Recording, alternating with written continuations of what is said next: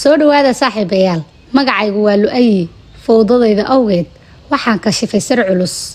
aan idinka sheekeeyo waxaan ahaa wariye ka shaqeynaya telefishin waxaan u baxnay shaqo ani iyo saaxiibkay intii aan ku guda jirnay waxaan la kulannay shil ilaahay mahadii waan badbaadnay saaxiibkay wax dhib ah ma gaarin laakiin aniga ayaa lug ka jabay waana la isoo kabay waxaana la keenay guriga shirkadda caymiska waxa ay soo dirtay kalkaaliso si ay guriga igu daaweyso waxay ahayd maalin aad u kulul dhididka ayaa dhabankayga ka horeeyay caajis badanna waa i hayay xaaskayguna waxa ay jirtay shaqada oo fasax waa loo diiday laakiin bedelkeeda waxa ii haysay Fawziya oo ah gabar kalkaaliso ah Dr. Fawziya ma ii keeni kartaa galaas biyo ah haa dabcan hoo laakiin daawada cun inta uusan xanuunka kugu soo kicin dhakhtaradii markii ay siisay daawadii waxa ii soo dhacay telefoon dhaqso ayaan ka qabtay wuxuuna ahaa saaxiibkay aan shaqo wadaag ahayn oo rabay inuu i bariidiyo wuxuuna yiri xaalka ka waran saaxiib wali wareerka ma dareemaysaa haa saaxiib wali waan dareemayaa laakiin tartiib ayaan u soo fiicnaanayaa ee adiga sida ii tahay waan fiicanahay waxaad banaanka ugu baahan tahay ma jiraa maya alxamdulillaah kalkaaliso Fawziya ayaa wax walboon u baahanahay ii keenta kaliya waxaan dareemayaa caajis iyo waqtiga oo igu dheeraada waxaad ii soo booqan weyday waad ogtahay in aan shaqo leeyahay iska dulqaada 2 isbuuc kaliya ayaa kaaga dhiman in laga furo faashada haye saaxiib maalin wanaagsan maya akram halkan ha layga saaro 2 isbuuc dhan qolkan kuma jiri karo oo daaqadaha dariska kama fiirfiirin karo mac salaama Lu'ayi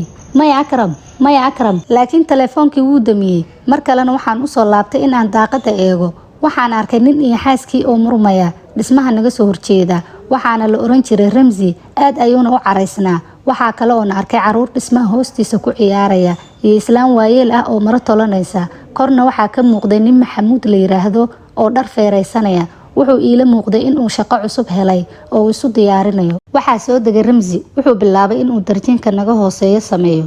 ma ogtahay in ay ruufyaanimadu dambi tahay laguna mutaysan karo 6 bilood oo xabsi ah ilaa hadda ma sidii ayaad u eegaysaa dariska sidii adiga oo jaajuus ah iga leexa Fawziya meeshan waqtiga ayaan isku dhaafinayaa dib aan dhicin ayaad saadaalinaysaa caafimaadkaaga ayayna u daran tahay mar aad luka jabtay iyo mar aad daaqad ag fadhida ayaad waqtigaaga ku dhameysatay ee kaale naso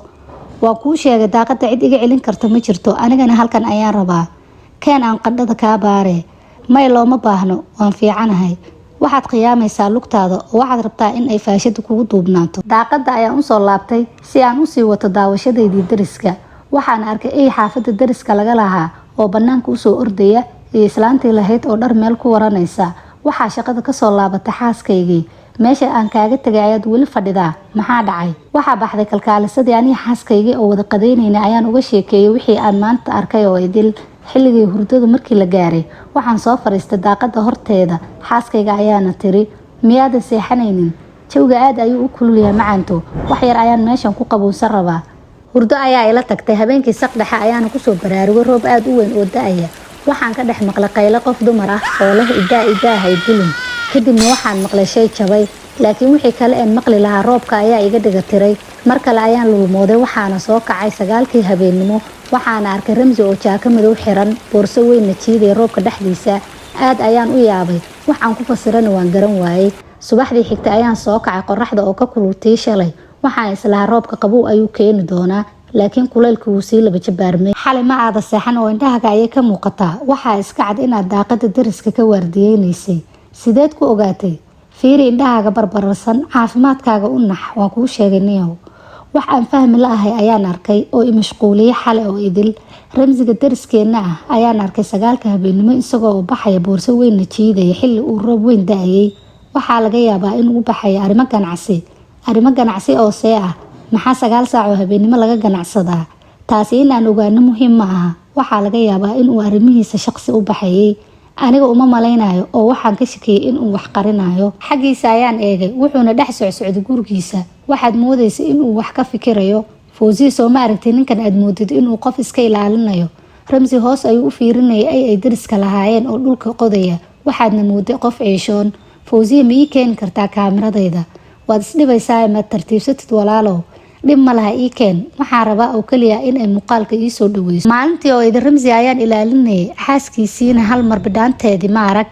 maalintaas oo idilna shaqo ma uunan aadin habeen wanaagsan Lu'ayi waan sii baxayaa habeen la mid ah Fawziya xaaskaygii ayaa shaqada kasoo rawaxday, waxaana uga sheekeeyey shakiga aan ka qabo ninka aan dariska nahay ee Ramsey iyo sida aan u aaminsanahay inuu xaaskiisii dilay.